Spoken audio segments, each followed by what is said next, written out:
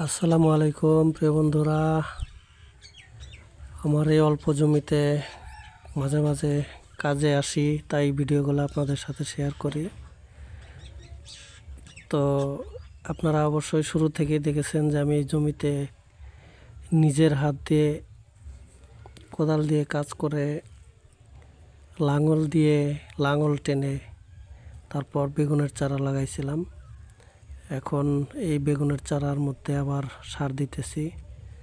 আশা করি ইনশাল্লাহ কিছুদিনের মধ্যেই এখান থেকে আমি বেগুন পাবো।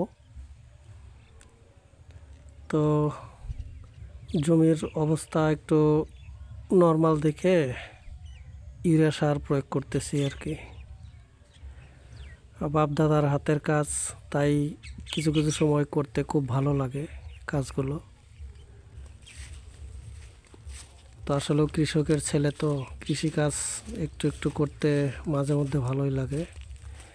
তো বেগুন গাছের সাথে কিন্তু আপনারা দেখতেছেন এখানে মূলাও দেওয়া হয়েছে।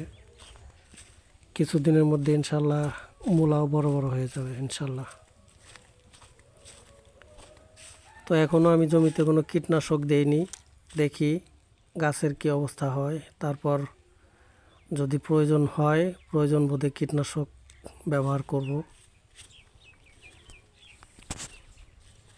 তো ধন্যবাদ সবাইকে। ভিডিওটি যারা দেখবেন তারা আশা করি যদি বাপ দাদার এই কৃষিকাজকে ধরে রাখতে চান, আমার মতো শখের বশে একটু একটু করতে পারেন ইনশাল্লাহ।